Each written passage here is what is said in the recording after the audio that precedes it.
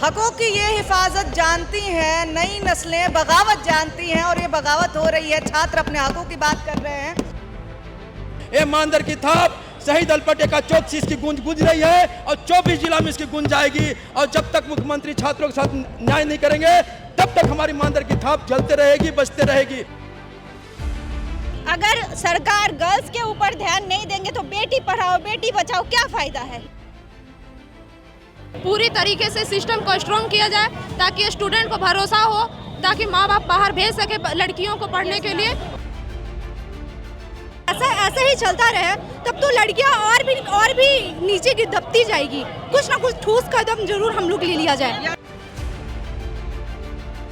270 वाले लोग सिलेक्शन ले लिया जिनका मतलब 480 470 उन लोगों को नहीं मिला।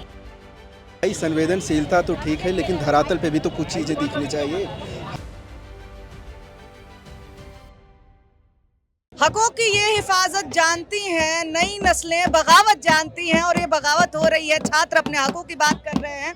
झारखंड में हम रांची में जहाँ पे छात्रों का विरोध प्रदर्शन कर रहा है और आप ये देखिए इंटरेस्टिंग पोस्टर है ये कि एक ही आदमी एस्ट्रोनॉट भी है, आईपीएस भी है, एसडीएम भी है, इसरो का वैज्ञानिक भी हो गया है, डॉक्टर भी, मुख्यमंत्री भी। तो ये अभय तिवारी जी हैं, इनके लिए आप लोग ये सारे सब पद यही ले रखे हैं।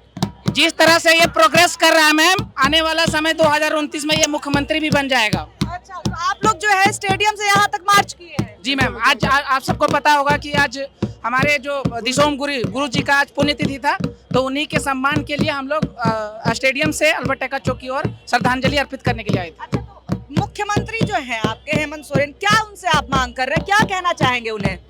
हम लोग तो बस सिंपल सा मांग कर रहे हैं मैम। हम लोग धर्मेंद्र प्रधान की तरह इस्तीफा नहीं मांग रहे हैं, हम लोग रिफॉर्म का बात कर रहे हैं। आज हम लोग 26 साल हो गया झारखंड बने हुए, हम लोग को क्या मिला है मैम? हम लोग यानी कि देखिए कि उनके पिताजी का सम्मान करते हुए भी लेकिन सवाल उन्हीं से है। एकदम इसी ईमानदार की थाप से गुरुजी ने झारखंड को अलग किए हैं और इसी ईमानदार की थाप से माननीय हेमंत सोरेन की कान आँख मुंह नाक को हम जगाने का काम करेंगे।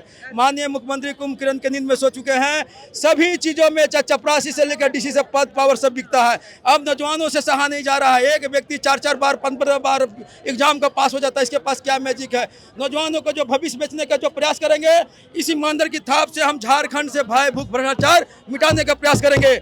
ईमानदार की थाप शहीद अल्पटे का चौक से इसकी गूंज गूंज रही है और 24 जिला में इसकी गूंज जाएगी। और जब तक मुख्यमंत्री छात्रों के साथ न्याय नहीं करेंगे तब तक हमारी ईमानदार की थाप जलते रहेगी, बचते रहेगी। हम यही मांग करते हैं कि तमाम चीज़ों, तमाम सरकारी नौकरियों में गैर एजेंसी को वहां से हटाया जाए और जो इसमें एग्जाम में सम्मिलित इसकी है उसकी जांच की जाए। ईडी और सीबीआई दोनों से जांच की जाए और फास्ट ट्रैक कोर्ट के माध्यम से। अब नौजवान जाग चुके हैं, न सहेंगे, न लुटे नहीं देंगे और न लुटने वालों को बर्दाश्त करेंगे। जोहार जय झारखंड, वीर शिबू सोरेन मर रहे।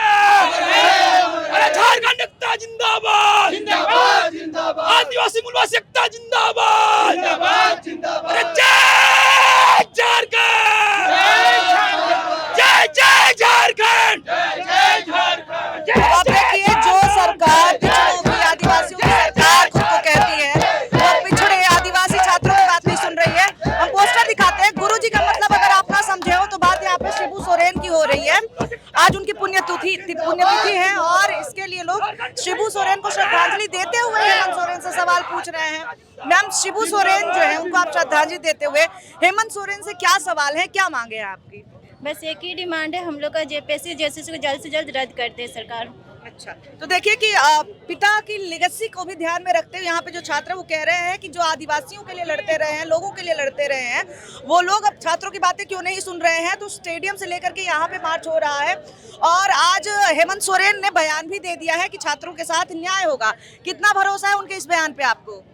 हेमंत सोरेन जी से तो हम पहले माननीय मुख्यमंत्री से सबसे पहले तो हम शिबूदा को जो है कि विनम्र श्रद्धांजलि अर्पण करना चाहेंगे। और हेमंत सोरेन माननीय जो मुख्यमंत्री है वो आज नहीं बहुत बार से हम लोग को झूठा जो वादा जो है कि हम लोग को किए हैं। अब हम लोग उनका वादा पे, झूठे वादों पर हम लोग चलने वाले नहीं हैं। लास्ट के आप लोग सभी को इसे छुपा नहीं है, लास्ट के 11-12 दिनों से हम लोग लगातार जो है कि ग्राउंड में किस तरह से हम लोग रह रहे हैं, आप लोग से कुछ छुपा नहीं है। माननीय मुख्यमंत्री से सबसे पहले जो है हम लोग सभी का डिमांड, सभी को पता है कि तत्काल प्रभाव से जितने भी हैं सीबीआई जांच, लास्ट की जितने परीक्षाएं हैं, जैसे सीजीएल रद्द किया जाए तत्काल प्रभाव से जितने भी दोषी हैं सभी दोषियों को सजा दिया जाए। जेपीएससी पीटी हो गया, एफआरओ का एग्जाम हुआ, बैकलॉग एग्जाम हुआ, जितने भी एग्जाम है लास्ट के जो कि जिसमें कि जितने भी इन्वॉल्व हैं लोग उनको तत्काल प्रभाव से जो है दोषी ये सजा दिया जाए। ये हेमंत सोरेन जी से हम उनको झूठे वादा और सीआईडी टीम और झारखंड पुलिस अब नहीं चलेगी। अब हमें सेंट्रल वाली जो है जो टीम है सीबीआई टीम, ईडी टीम ही चलेगी, क्योंकि ये जो उलट फेर का गेम करते हैं जो जैसे सीजीएल में इन्होंने किया है वो किसी से नहीं छुपा है। अच्छा, यहाँ मैं एक पीछे पोस्टर देख पा रही हूँ, लेकिन माफ करिएगा मैं भाषा नहीं समझ रही, आप बताएंगे आप क्या लिखे हुए हैं? ये देखिए खोटा में लिखा हुआ है। खोटा के महान साहित्यकार हैं श्रीनिवास पानूरी जी। उन्होंने झारखंड आंदोलन के समय ये स्टेटमेंट दिया था। उस समय जो झारखंड के आदिवासी मूलवासियों के साथ शोषण हो रहा था उसको देखते हुए उन्होंने ये स्टेटमेंट दिया था। इसका मतलब ये है कि आज नहीं तो कल मेरा बात मानना होगा, यानी कि हम स्टूडेंट की बात आज नहीं तो कल माननी होगी। अगर नहीं मानेंगे तो फिर छात्र का आंदोलन और बड़ा होगा और उग्र भी होगा, ठीक है। और उसी को यहाँ पे लिखा गया है कि आज न तो कल हमारी बात माने हैं तो गौड़े कांटा मुँहे धरे टाने हैं तो, यानी कि अभी पैर में कांटा लगा हुआ है, छात्रों के दिल में कांटा लगा हुआ है। इसको आपके पास मौका है, हाथ से निकालिए, नहीं तो एक समय आएगा कि मुंह से निकालना पड़ेगा। और वो स्थिति हम चाहते हैं कि हेमंत सोरेन के पास ना आए और जल्द से जल्द हमारी मांगे पूरी हो, बस यही अच्छा, डिमांड हमने एक चीज देखी थी कि दिल्ली में भी आंदोलन सफल होने का कारण था कि लड़कियां महिलाएं बड़ी संख्या में थी, और यहाँ पे भी हमें बड़ी संख्या में बल्कि बराबरी का हिस्सा जो है लड़कियों का नजर आ रहा है। जो जिस तरह से सरकार ने पूरे चीजों को डील किया, आप लोगों को छोड़ दिया है, यही हम पहले भी देखते हैं कि छात्र मांग करते रहते हैं और सरकार 10 दिन 20 दिन 30 दिन छोड़ देती है। क्या वही यहाँ पे हो रहा है? यस मैम मैं स्पेशली आई हूँ झारखंड जेएसएससी जेई को लेके बात करने के लिए। हमारे क्या है कि इंजीनियरिंग में 7 साल 8 साल बाद मैम एग्ज़ाम निकालता है, फॉर्म निकलता है, उसमें से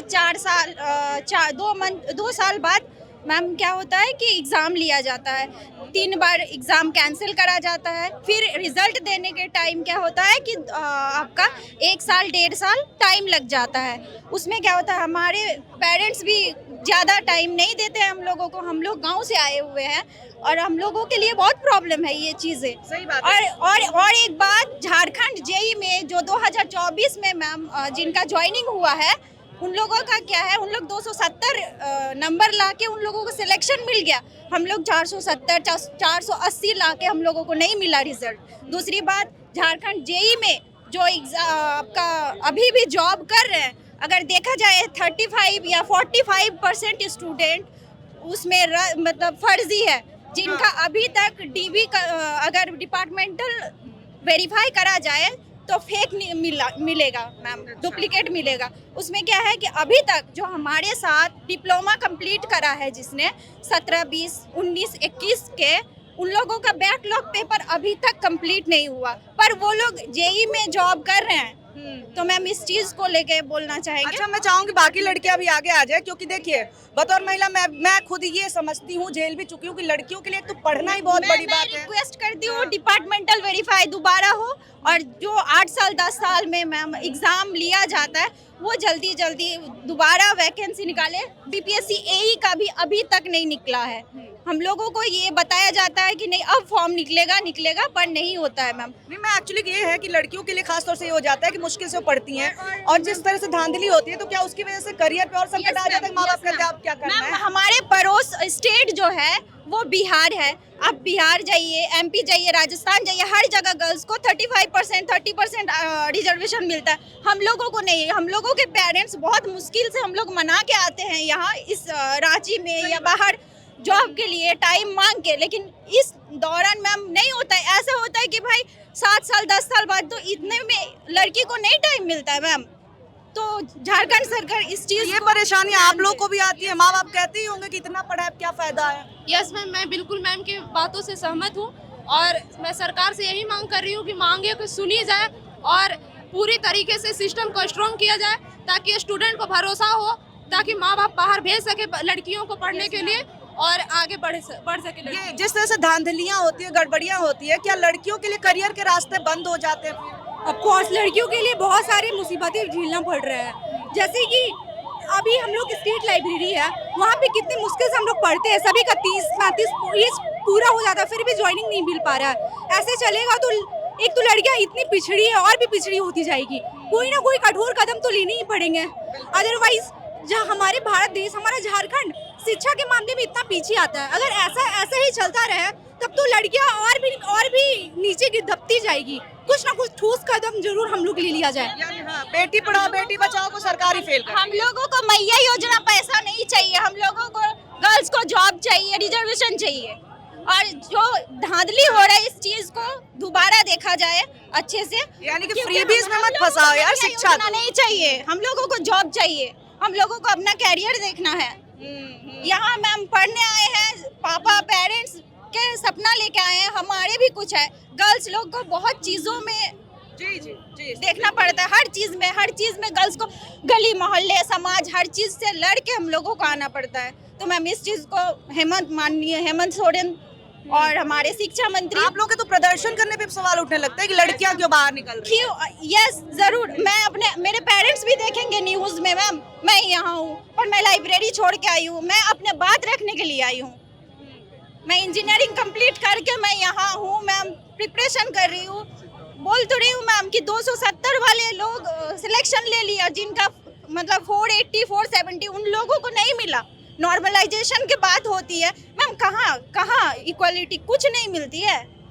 तो अगर सरकार गर्ल्स के ऊपर ध्यान नहीं देंगे तो बेटी पढ़ाओ बेटी बचाओ क्या फायदा है इस चीज को? हमारे कुछ फायदा नहीं। हमें मैया योजना नहीं चाहिए, हमें जो हम लोग जिस चीज के लिए एलिजिबल है हम लोगों का हक के लिए जॉब दिया जाए। हम लोग बहुत मेहनत कर रहे हैं और अगर बेरोजगारी इस तरीके से रहेगा तो हमारे झारखंड आगे कैसे बढ़ेगा? बिल्कुल सही बात है। आप देखिए आधी आबादी की बात आपने सुन ली। ये लोग बता रहे हैं जिन लड़कियों के लिए एक तो सबसे पहले घर से निकलना मुश्किल, पहले मनाओ, माँ बाप को नहीं मान रहे तो विरोध करके विद्रोह करके बाहर निकलना पड़ता है। वो लड़कियां लड़ भीड़ करके एग्जाम दे रही हैं। आपका एग्जाम क्लियर क्यों नहीं होता? इसलिए नहीं क्योंकि उन्होंने पढ़ाई लिखाई नहीं की, क्योंकि आपने धांधली की है। जिनको भी लग रहा है कि मसला केवल पेपर लीक का है तो वो गलत है। पेपर लीक तो फिर भी सिंपल है। यहाँ पे हो रहा है कि जो पास हो रहे हैं उनको नौकरी नहीं दी जा रही, जो फेल हो रहे हैं नेताओं के रिलेटिव्स हैं उनको नौकरी मिल जा रही है, किसी को भी जिनका नंबर कम है उनको पद मिल जा रहे हैं, उनको सीट्स मिल जा रही है, लेकिन जो टैलेंटेड बच्चे उनको नहीं मिल रही। जी अभी भी डिपार्टमेंट में वेरिफिकेशन करा जाए तो 75-45% स्टूडेंट अभी भी जो जॉब कर रहे हैं वो निकल जाएगा डिपार्टमेंट से। फेक आईडी फेक डॉक्यूमेंट से वो लोग सिलेक्शन लिया है। सोचिए किस हद तक पैसा दिया गया। 15 लाख 20 लाख में मैम यहाँ नौकरी बिकता है। जेई का अगर पोस्ट लेना है तो आप 20 लाख में लीजिए, एई का लेना है आप 40-50 लाख में लीजिए। तो मैम हम स्टूडेंट कहाँ जाएंगे? जिनके पास पैसा नहीं है वो क्या करेंगे? नहीं, सही बात है। तो जो सरकार खासतौर से पिछड़े आदिवासियों की सरकार मानी जाती है, शिबू सोरेन जिनको गुरुजी कहते हैं, उनकी तस्वीरें लेकर के यहाँ पे छात्र मौजूद हैं, उस सरकार में इस तरह का व्यवहार छात्रों के साथ, तो उनके पिताजी को श्रद्धांजलि देते हुए उन पे सवाल क्यों?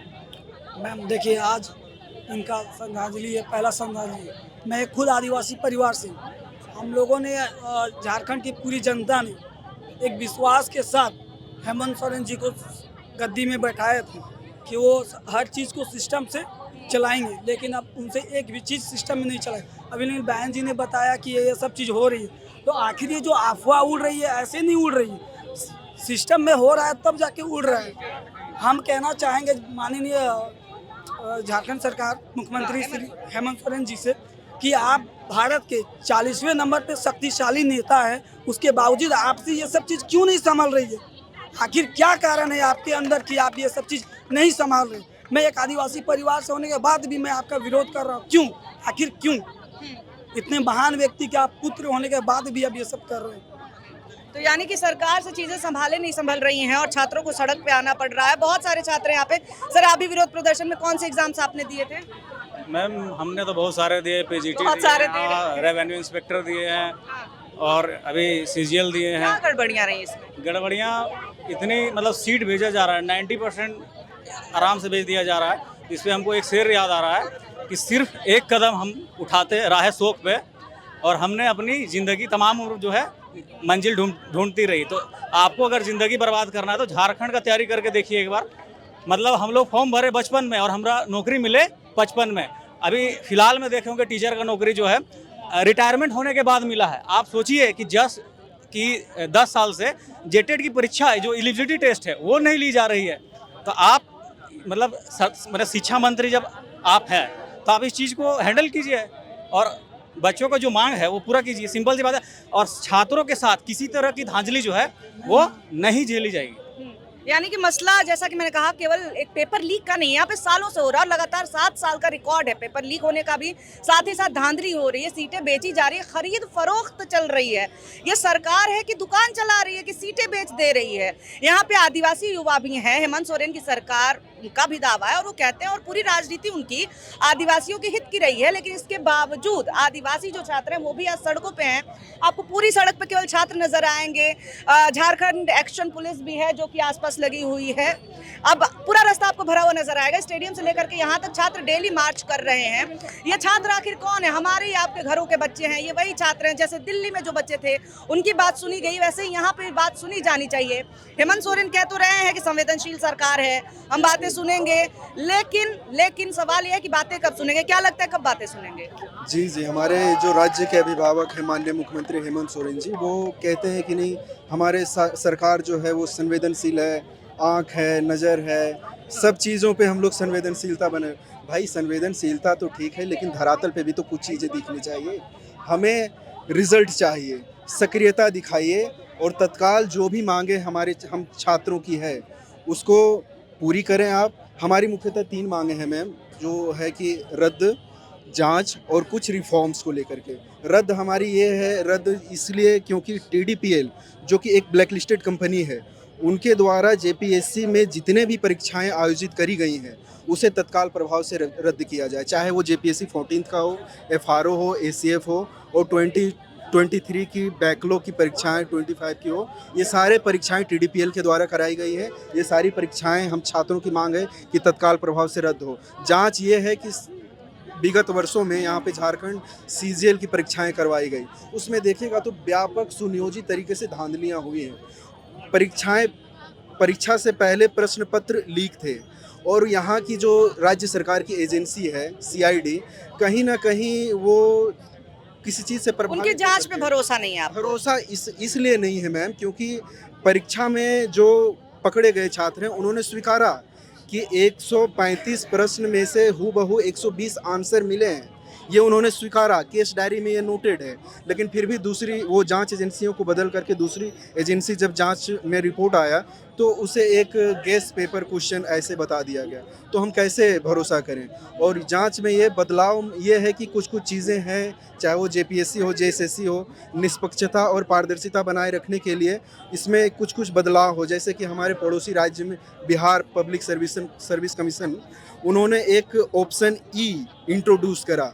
ऑप्शन E इस मायने में क्योंकि 4 उत्तर मुख्यतः होते हैं ABCD, अगर चारों उत्तर में से आप विकल्प E उन्होंने इंट्रोड्यूस किया कि इनमें से आप अगर उत्तर नहीं चयन करते हैं तो आप E को फिल करें।